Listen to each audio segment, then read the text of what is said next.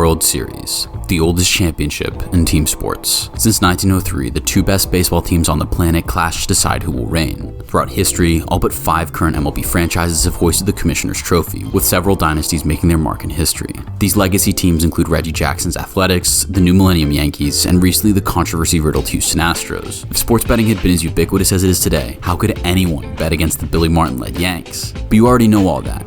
Today we're going to talk about the opposite of those heavy-hitting, no-doubt dynasties, and look at the biggest underdog to ever win the World Series. The year was 2003, and the preseason MLB odds were fairly predictable. The previous year's American League 1 seed New York Yankees were favorites to win it all, just ahead of the 2002 National League 2 seed Arizona Diamondbacks and the defending World Series champion Anaheim Angels, who had just upset New York in the 2002 American League Divisional Series. It was also the year after the Oakland Athletics' historic run that inspired the Moneyball book and film. So those who did gamble on sports in the early aughts were looking hard at their plus 400 line, but the team that all of us sharp bettors really should have put our money on, obviously, was the team tied for the 20th place odds at plus 7,500, the clear favorite, the Florida Marlins. For real, no one saw this team coming in 2003. We would barely see it coming today, but the Marlins came out of seemingly nowhere after a 79 and 83 2002 season to win it all in 2003 and become the example given for a wildcard team who shocked the world. So let's dive in and look at how a few shrewd acquisitions, a managerial upgrade, and a little bit of magic turned the 2003 Marlins into champions.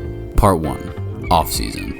The 2002 season was disappointing in Florida. It wasn't catastrophic, but there was no noticeable improvement over their last 2 years of finishing near the bottom of the NL East. It also marked the Marlins' 5th losing season in a row, as no success had followed their 1997 run to win the franchise's first World Series. The fans could still remember relevance and winning, but since then the team had placed 5th, 3rd, and now 4th again, and frustration had more than set in. When you compare the rosters between the World Series win and opening day in 2003, the only name that remained was that of should-be Hall of Famer Luis Castillo. The rest of the championship roster was picked apart, Moneyball style, by richer teams, while any stragglers were traded or moved on with their careers through free agency or retirement. And it's not like Florida's front office was fighting to keep the squad together after years of ineptitude. Compared to the league-high $152 million payroll of the New York Yankees, the Marlins entered 2003 with only $49 million in contracts on the books, good for 6th lowest in baseball. That said, they certainly did what they could to maximize that money. 2 moves in the offseason would reshape the team and apparently alter their trajectory for the season to come. The first of these was just 9 days after the conclusion of the 2002 World Series, as the Marlins sent catcher Charles Johnson, pitcher Vic Darrensburg, utility man Pablo Osuna, and center fielder Preston Wilson to the Colorado Rockies for center fielder Juan Pierre, Cash, and pitcher Mike Hampton. Hampton was quickly flipped for additional assets, but the boon of the trade was Pierre, who became the leadoff hitter for the 2003 Marlins. Pierre, at 25, had already led the MLB in stolen bases and showed an excellent ability to get on base consistently, with a career on base percentage around .350. The Rockies had extended the young speedster the year before, meaning his contract, now in the hands of the Marlins, kept him under team control for the next 3 years of his prime.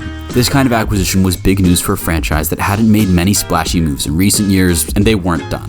2 months later, the Marlins signed catcher Ivan Rodriguez to a 1-year, $10 million deal, a move which shocked the baseball world. Rodriguez, a then 10-time Gold Glover, 6-time Silver Slugger, 10-time All-Star, and former MVP, had played his entire career since an age 19 debut with the Texas Rangers. His salary with the Marlins would only barely increase from his last year there, and though he hadn't been 100% of his younger self in 2002, he was still a great ball player. Florida recognized an opportunity and snatched the 31-year-old up on a short-term deal to see if his upside could boost their team out of the doldrums. The team made other moves in the offseason, but these were the 2 acquired starters who would show their impact very quickly in their new balmy home. The last piece of the Marlins to consider before diving into the fateful season is manager Jeff Torborg, a former player who had been brought on in 2002 to right the ship and help the Marlins find success again. Torborg played in Major League Baseball for 10 seasons as a catcher, winning a World Series with the Los Angeles Dodgers in 1965, and had been a manager in many spots around baseball, including Chicago for a stretch where he earned Manager of the Year honors in 1990 with the White Sox. He briefly left the game in the 90s to begin a broadcast career, but returned in the early 2000s to coach the Montreal Expos. Torborg knew what winning looked,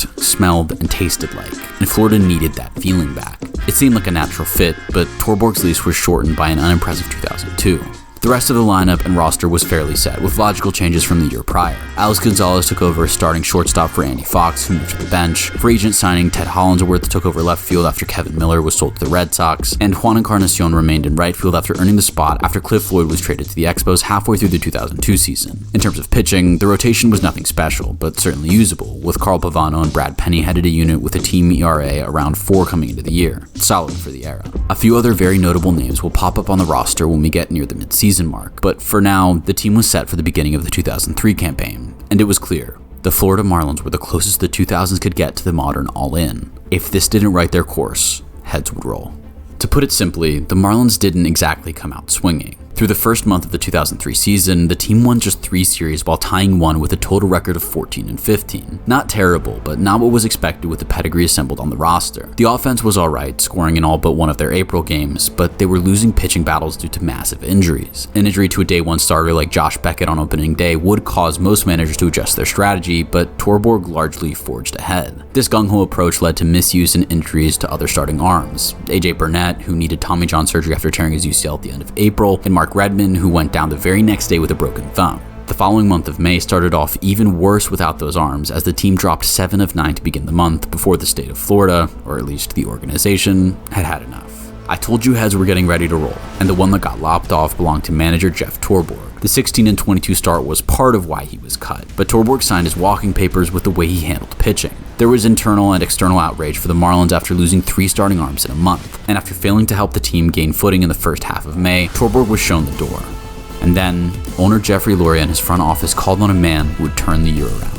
Jack McKean is now considered one of the most storied people in the history of baseball. He's had a career in the sport for more than 70 years now as a player, manager, and executive.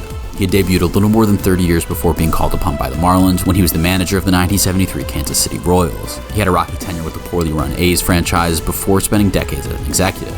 He managed on and off in the 90s and appeared to have fully adjusted to a front office role until May 2003. A 72-year-old McKean was called up to help revitalize the Marlins with their hard-hitting roster and questions at pitching. The good news, Florida was in a position to set him up for success. 2 days before the managerial change, the Marlins called up pitcher Dontrelle Willis from their AA affiliate to serve as one of their fill-in starters. 6 weeks later, they would trade some bench pieces for Hugo Turbina from the Texas Rangers, adding some skill to their bullpen. They also traded some minor leaguers to the Orioles for first baseman Jeff Conine. You'll hear his name later.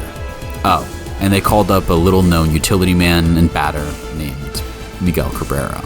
Jumping back before the Miggy or Urbina moves though, the skid wasn't fixed just by changing managers. The Marlins lost 7 in a row to the Dodgers and Expos, but that was the worst stretch remaining of the season, as momentum began to shift under McKean's leadership. Florida won 7 of 9 to end the month of May, including a stretch of 6 in a row, with the rookie Willis showing great stuff on the mound. The failures had been addressed, the ship was righted, and the fish were ready to fly.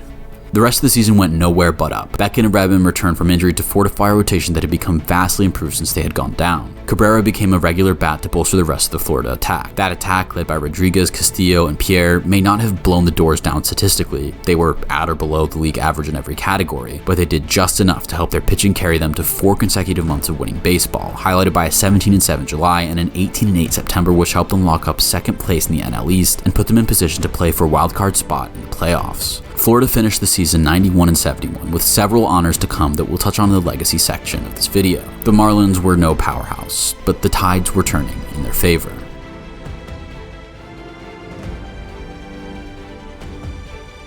In the history of the team, the Marlins had only earned 1 wildcard spot in the playoffs, but against the New York Mets, their slew of new talent showed out to keep their season alive.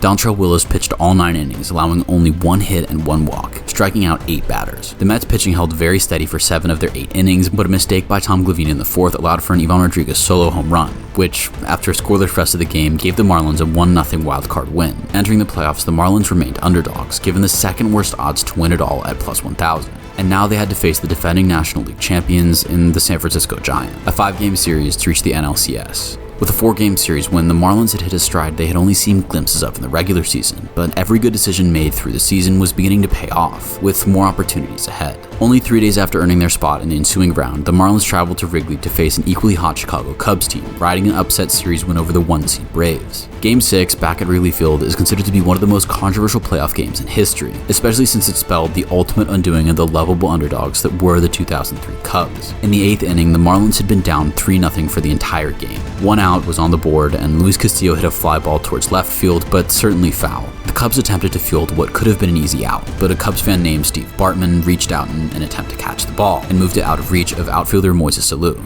Despite much controversy, MLB has never corrected the call, and the foul ball call has stood. Partially thanks to this distraction, the Marlins were able to capitalize and scored 8 runs in the 8th inning, credited to great clutch hitting and even more clutch mistakes made by the Cubs pitching and fielding. The series was tied 3-3, with one team doomed to head home defeated in an epic Game 7.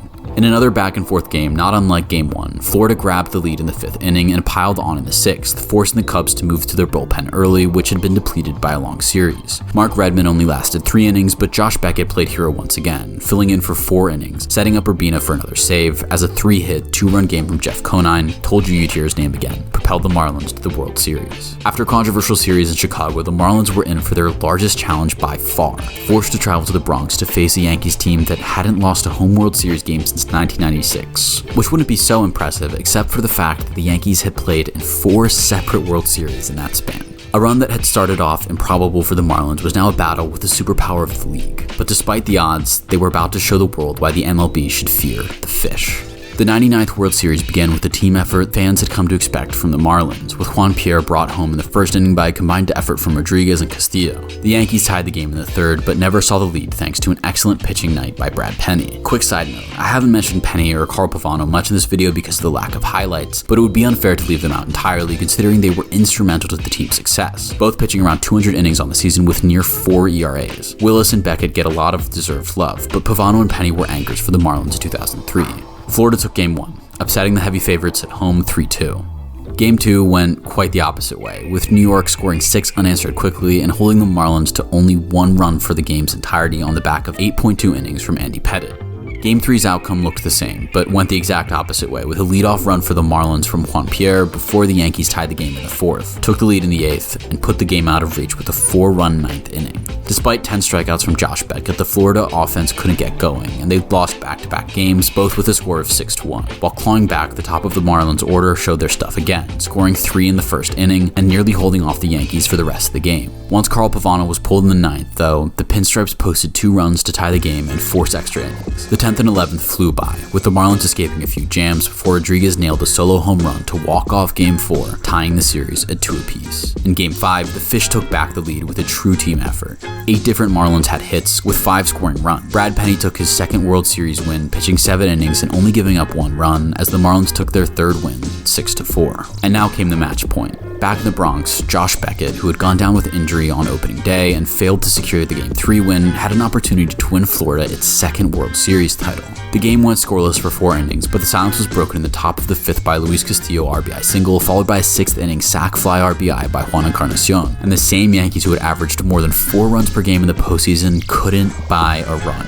Josh Beckett stayed in for the 9th inning. He had allowed 5 hits and 2 walks, but struck out 9 batters, and the Marlins put their faith in their opening day arm. He faced 3 batters in the 9th, up by 2. Bernie Williams popped out to left field. Hideki Matsui did the same. Finally, Jorge Posada grounded a ball right back to Beckett. He picked it up, tagged the runner out, and gave the Florida Marlins the victory that not even the geniuses in Las Vegas could have predicted. They shut out the Yankees in Game 6 for a 4-2 series win, and they were World Series champions.